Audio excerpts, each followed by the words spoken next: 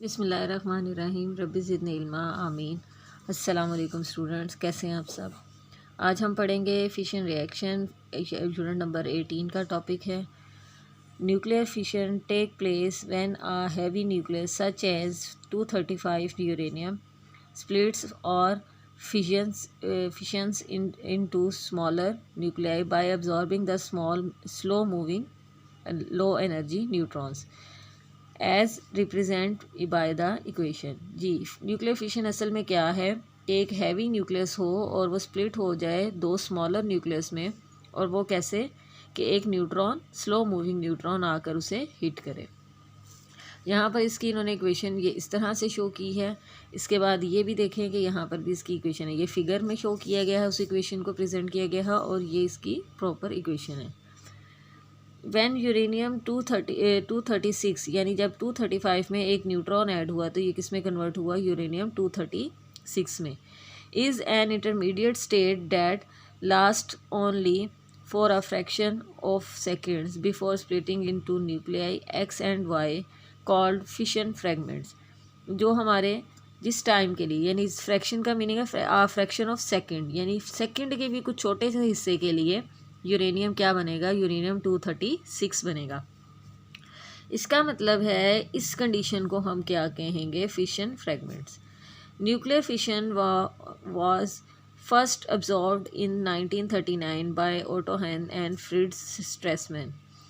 यानी सबसे पहले न्यूक्लियर फिशन का देखा गया 239 में। The uranium nucleus was split into two nearly equal fragments after absorbing a slow moving low energy neutrons.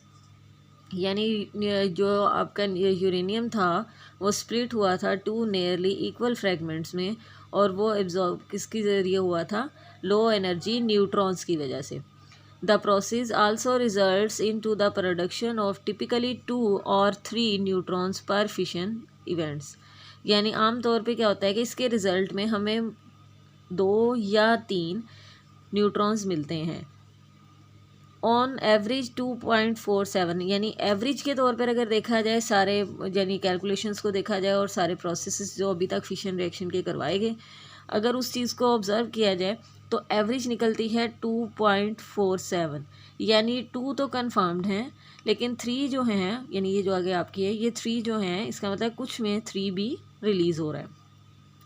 The are release per event as represent by the expressions. यानी हर event में ये आपके average आपको बता दी, आपको पता है कि एवरेज या जिसे आप मीन बोलते हैं, उसका मीनिंग यही है कि एक आपको डाटा, जो भी डाटा आपने कैलकुलेट किया हो, उसकी एक ऐसी वैल्यू दी जाती है जिसके इर्द गिर्द या रिप्रेजेंट करती है वो उस डाटा को। तो 2.47 न्यूट्रॉन से मुराद ये है कि 2 तो कन्फर्म्ड है हर एक में, किसी किसी में 3 भी आते हैं। यहाँ उन्होंने इसको शो किया है इसी फिगर को इक्वेशन में। न्यूट्रॉन किया गया हिट और उससे यूरेनियम को, यानी उसने यूरेनियम ने न्यूट्रॉन को एब्जॉर्ब किया और वहाँ से हमारे पास आ गया barium and krypton and 3 neutrons बने। In nuclear fission the total mass of the products is less than the original mass of heavy nucleus. यानी जो प्रोडक्ट्स की अगर आप टोटल मास आउट करेंगे तो वो इससे कम होगी। उसकी वजह क्या है कि उसमें से न्यूट्रॉन भी आ रहे हैं और साथ में एनर्जी भी रिलीज़ हो रही है।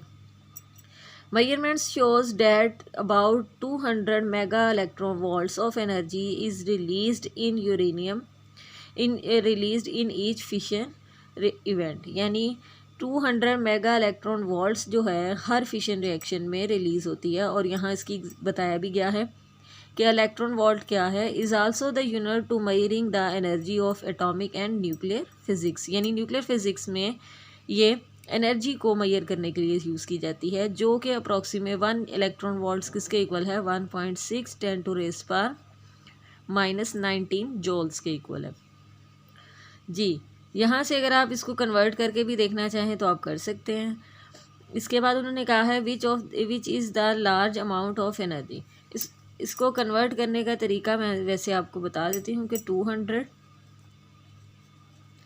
मेगा का मीनिंग है 10 × 10⁻⁶ और इलेक्ट्रॉन वोल्ट्स ये आपको बताया गया है, एक इलेक्ट्रॉन वोल्ट्स किसके इक्वल है, मल्टीप्लाई 1.6 10⁻⁻19 और यहाँ आएगा जॉल्स। अब आप अगर इसको कन्वर्ट करना चाहें तो आप कन्वर्ट करके लिख सकते हैं। It is the large amount of energy relative to the amount released in chemical processes।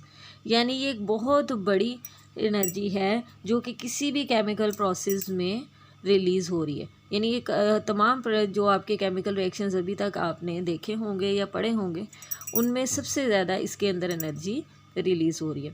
For example if we burn 1 ton of coal, यानी हम 1 टन जो है 40 किलो अपन कोयला लें और उसको जलाएं और इसकी एनर्जी होगी 3.6 10⁻10 joules of energy is released, but during the fission of 1 kg of uranium 235 about 6.7 10⁻11 joules of energy is released।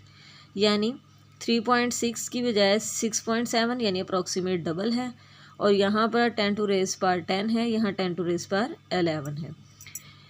We have seen that neutrons are emitted when the uranium 235 undergoes the fission। यानी uranium जो है जब fission के अंदर जाते हैं या उसके ऊपर फिशन का रिएक्शन स्टार्ट हो जाता है तो उसके बाद क्या होता है कि आपके प्रोडक्ट्स तो बनते हैं लेकिन साथ में न्यूट्रॉन्स भी निकलते हैं। These neutrons turn trigger other nuclei to undergo the fission with the possibility of a chain reaction। यानी ये न्यूट्रॉन्स क्या करते हैं, ट्रिगर का काम करते हैं और जो दूसरे न्यूक्लियाई अंडरगो हो रहे हैं फिशन रिएक्शन में उनको क्या कर देते हैं, कन्वर्ट कर देते हैं फिर से फिशन रिएक्शन स्टार्ट करवाने के लिए। अब यहाँ से देखें, calculation shows that if the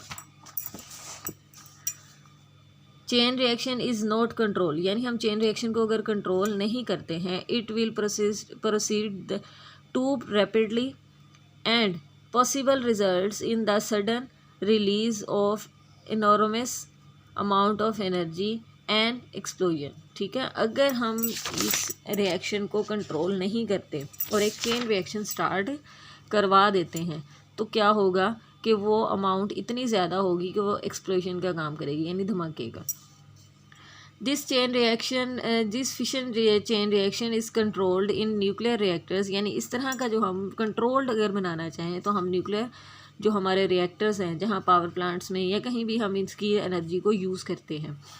A nuclear reactor provides the energy for the useful purposes in this sort of self-sustained reactions. Extra neutrons liberated in the fission reaction and absorbed using some material of slow down the chain reaction। यानी इस तरीके के लिए हम क्या करते हैं कि जो आगे हमारे न्यूट्रॉन्स हैं या तो हम उसको दोबारा फिशन रिएक्शन के लिए यूज़ करते हैं या फिर क्या किया जाता है, उनको किसी मटेरियल के ज़रिए या तो स्लो डाउन किया जाता है या उसको किसी ऐसे मटेरियल के अंदर एब्जॉर्ब करवा के जो चेन रिएक्शन है उसको स्लो डाउन करवा दिया जाता है। जी, अब यहाँ पर ये टॉपिक तो ख़त्म होता है लेकिन यहाँ एक टेबल दिया गया है जिसमें हाफ़ लाइफ्स को डिस्कस किया गया है डिफरेंट आइसोटॉप्स की। ये आपने प्रीवियस आपकी जो वीडियो थी मैंने उसमें ये हाफ़ लाइफ का टॉपिक करवाया था। तो यहाँ से आप उसकी कुछ हाफ़ लाइफ की इम्पोर्टेंट जो आपके यानी जो ये ऐसे एलिमेंट्स या आइसोटॉप्स जिनको हम डिस्कवर कर चुके हैं उनकी यहाँ पर उन्होंने हाफ़ लाइफ्स डिस्कस की हुई हैं, तो इसको आप याद रख सकते हैं। नॉर्मली हमारे जो न्यूमेरिकल में है, जो यहाँ पे न्यूमेरिकल प्रॉब्लम है उसमें कार्बन की यूज़ हो रही है और कोबाल्ट की यूज़ हो रही है। इसके अलावा बाकी सारे याद रख सकते हैं आप, लेकिन कोशिश करें कि इसको ज़बानी याद किया जाए। न्यूक्लियर फिशन रिएक्शन के बाद अगला हमारा जो टॉपिक है वो है न्यूक्लियर फ्यूजन। फिशन का मीनिंग क्या है कि एक से दो बनाए जाएं। When the two light nuclei combine to form a heavy nucleus, the process is called nuclear fusion। यानी जब दो छोटे न्यूक्लियस जो हैं वो मिलें और एक बड़ा न्यूक्लियस बना दें उसको हम क्या कहेंगे, nuclear fusion. The mass of final nuclei is always less than the masses of original nuclei। यानी mass of जो ये है जैसे हमने इसमें भी पढ़ा था कि जो मैस ऑफ प्रोडक्ट होगा ये वो लेस होगा इससे, क्यों? उसमें से न्यूट्रॉन रिलीज़ हो रहा था। इसी तरह यहाँ पर भी ऐसा ही है कि जो दो आपके लाइट न्यूक्लियाई आपस में मिले, उन्होंने एक हैवी न्यूक्लियाई बनाया, लेकिन उसके बावजूद भी इसके अगर मैस को और इन दोनों के मैस को कंपेयर किया जाए तो वो उससे क्या होगा? छोटा होगा। According to the mass energy relation this loss of mass convert into the energy. जी, यहाँ पर मैंने वही बताया कि न्यूट्रॉन्स भी होंगे और साथ में एनर्जी रिलीज़ होगी। यहाँ पर भी एनर्जी साथ में रिलीज़ हो रही है और वो कितनी हो रही है? 200 मेगा इलेक्ट्रॉन्स वोल्ट्स। जी, यहाँ पर किसने कहा है? According to the mass energy relation. Mass energy relation क्या है? E=mc²। इस रिलेशन से हमें ये पता चलता है कि अगर मैस नहीं है तो वो किस में कन्वर्ट हो गया है? एनर्जी में। If an atom of deuterium is fused with an atom of tritium, the helium nucleus or alpha particle is formed as given। यानी अगर एक हाइड्रोजन का ड्यूट्रियम है और दूसरा ट्रिटियम है और इसमें देख लें सबसे लाइटेस्ट न्यूक्लियाई यानी जो आपके पीरियोडिक टेबल को स्टार्ट करता है हाइड्रोजन, उसके आइसोटोप्स की बात की जा रही है। Pictorially fusion reaction is shown in figure, यानी यहाँ पे आपको पिक्चर में शो किया जा रहा है कैसे कि आपका ट्रिटियम और ड्यूट्रियम आया और यहाँ कंबाइन हुए उनके सारे पार्टिकल्स और यहाँ से हीलियम हुआ और साथ में न्यूट्रॉन्स और उसके साथ energy coming from sun and stars are supposed to be the result of fusion of hydrogen nuclei into the helium nucleus with release of energy।